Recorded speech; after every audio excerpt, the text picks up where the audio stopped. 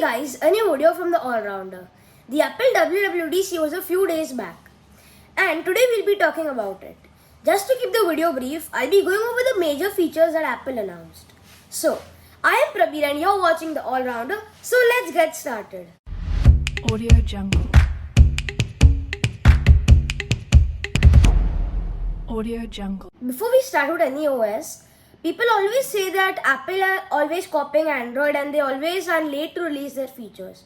But when Android releases that same feature, it never gets so famous and part of our lives, whereas when Apple releases the feature. That is because Apple makes some tweaks here and there which make the feature much better and more user-friendly.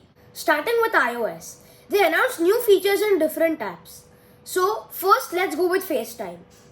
Apple seemed to be transforming FaceTime into a universal calling service because now they've added grid view and spatial audio to FaceTime. Grid view is when you can see all the participants of the call in one frame, and spatial audio is when the certain participant's voice comes from the direction they are on your screen.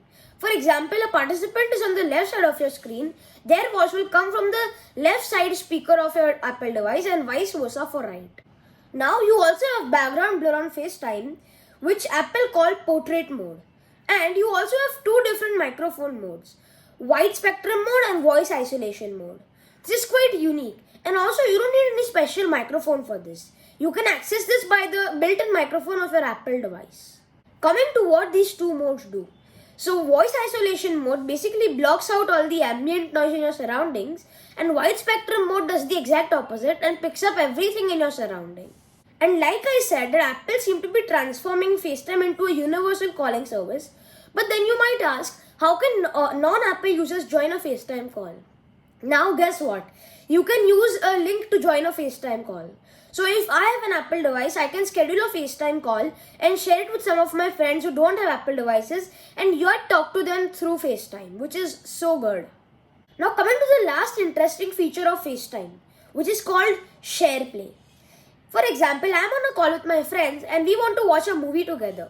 With a click of a button, I can share Disney Plus Hotstar or Apple TV and we can all watch the same movie without any delay. This is the same with songs, and also if I want, I can share my full screen if I want to present something to them, such as a PPT. Over to iMessage now. We've been getting a lot of notifications lately and they're often distracting. So Apple introduced this feature called Focus, where you have different options such as work, sleep, and you can also create your custom. In Focus, your notifications are restricted. For example, I choose work. I will only get emails from my co-workers and calendar events such as meetings. This restricts my notifications and distracts me less. Also, others will also know when I have Focus on. For example, someone is trying to text me and I have Focus on. It will automatically pop up that Prabhi has Focus turned on. So they will not expect a reply that soon. Now to share with you. This works with Photos, Safari, Apple News, Apple Music, Apple Podcast and the Apple TV app. What this does is, for example, a friend shares a music album with me and I am not in the mood to hear it right away. And after a few days it gets lost, and that is when I remember I want to hear it. No problem, it will be in the shared with you album in the Apple Music app. So I can go to the shared with you folder and I can right away click on it and listen to it. This happens with all the apps I just mentioned. Now to the last feature of iOS 15. And this is a general feature, not to FaceTime, not to iMessage. And it's called Live Text. This works with the photo you are viewing or a text you are pointing at from your phone. You just have to hold on to the text and you have different options such as copy, or if it's a phone number, you can also call that phone number. You can also translate that certain text to your language. This feature also works with identifying different objects and their type, like landmarks, then different type of dog breeds, etc. That is it for iOS. Now to iPadOS 15. Before we start iPadOS, I just want to tell you that all the features available in iOS 15 are also available in iPadOS and macOS. When Apple introduced the concept of having widgets on the home screen, they only added it to iOS 14 last year. And people had a lot of questions as of why they didn't do it to iPadOS. But this year they have got it to iPadOS as well. Now you can add widgets to your home screen of pretty much any app. Another feature inspired by iOS 14 is having an app library which automatically organizes your apps into different categories. Along with this, you can also change the order and hide the home pages. A lot of our time nowadays goes into making documents. And now you can mention people and also add tags and notes. You can also swipe right and see who's made changes while you were away. There is also a new design to multitask on iPad. There are 4 different modes.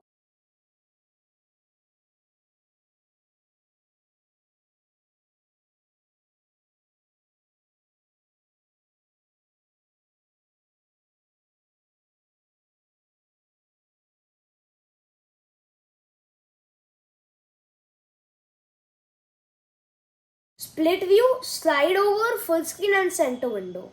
When buying an iPad to write emails or make documents, you need a keyboard, don't you? And now Apple have added more keyboard shortcuts than ever to the iPad keyboard. That is it with iPad OS. Now to Mac OS Monterey.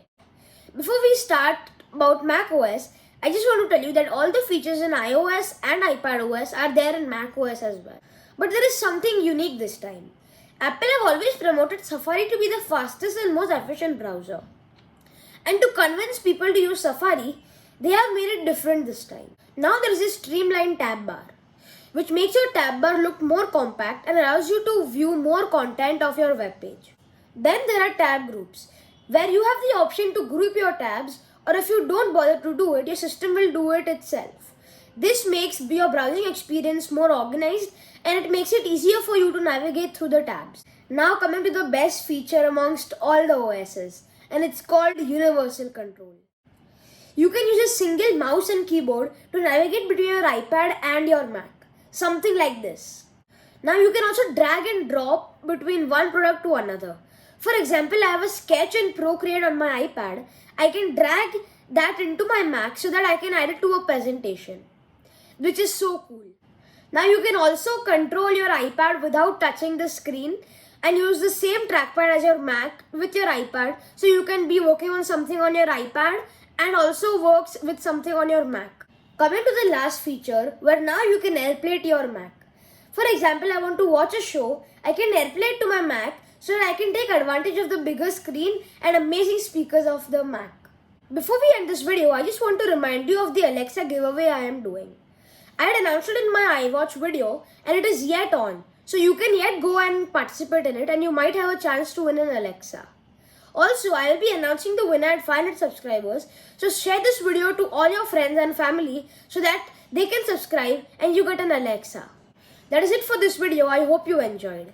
Please subscribe to my channel and hit the bell icon for more interesting videos. Thank you.